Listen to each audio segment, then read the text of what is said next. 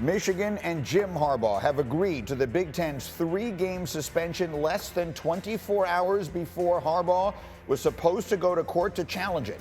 Remember, he was talking earlier this week about how he was looking forward to his opportunity, and he's always wanted to be there like Judge Judy and Tom Cruise. I'm not kidding around. That's what he was saying. And all of a sudden, the about face.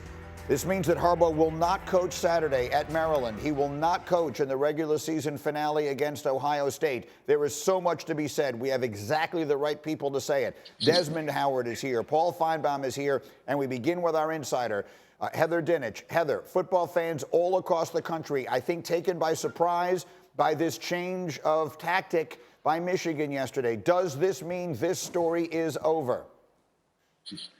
No, Greeny, this story is far from over. My understanding is that there is mounting evidence against Michigan, and the Big Ten all along had evidence in regards to Michigan breaking the rule. I will stand by the fact that the Big Ten and Michigan continue to say there is not evidence that Harbaugh specifically knew about this or orchestrated it or condoned any of it.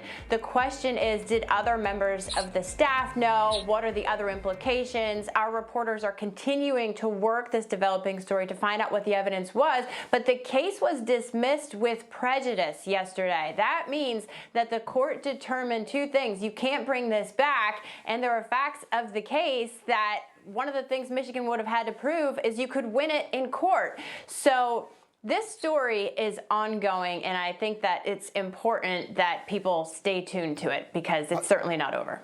Understand. When we say, I want to make sure that folks understand what you're saying. When, from the Big Ten's perspective at this moment, they're good with where they sit. But the NCAA investigation is what continues, and that's where it could go farther. Am I understanding that correctly, Heather?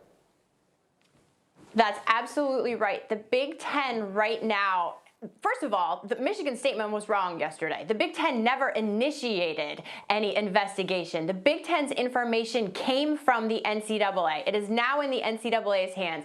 The Big Ten and Tony Petitti reserved the right, though, to have further implications or punishments on Michigan if more evidence emerges. But now, right now, the the Big Ten is not actively reviewing any evidence.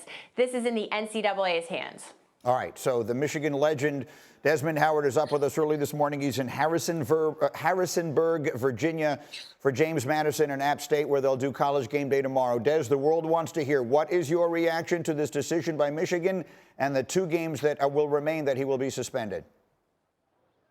Well, Greeny, as a former player, my perspective is I think that because of all of this swirling around the program, swirling around the players last week, can you imagine what it was like for those players? You get on the plane, you don't know if you're going to have your head coach in the biggest game of the season on the road in Happy Valley against Penn State, the number 10 team in the country, and then they land, find out that their commissioner, that they suspended their head coach, but then, wait, there may be a chance he's going to coach. They're going to try to get a judge to review it. And so they didn't know until Saturday if they were going to have Jim Harbaugh on the sideline coach them in the biggest game. At one point, Greeny, listen, Trick Daddy and Jim Harbaugh, they love the kids. So you have to make a decision at some point that's going to give them a clear perspective moving forward of absolutely what they have to deal with. So I do believe that Jim Harbaugh once said after a press conference that he doesn't mind like taking the blame, the criticism, the arrows, as long as it protects his adolescent kids and his players. And I just think that's where we are right now. You're looking at 2 sides.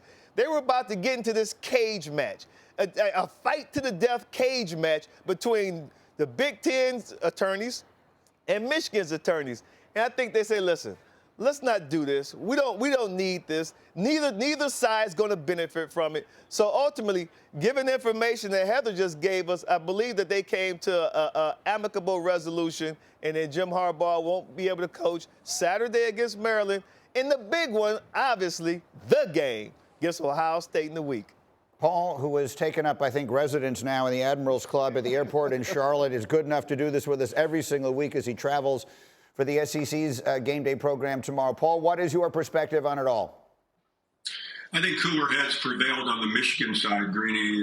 They clearly got a read on where this was going, and I think they were heading toward a disaster. What I mean by that is once you go into an open public court, you're not really sure what's going to fall out. And I have a feeling the Big Ten let the University of Michigan attorneys know you're taking a big risk because we're going to drop the NCAA investigation information, the discovery, and this could prove to be far worse. And I think the biggest fear for Michigan, Greeny, was that the suspension probably was not going to be stayed, but it could have looked worse for Harbaugh, perhaps keeping him out of the CFP. And I think they protected that. They took the hit now.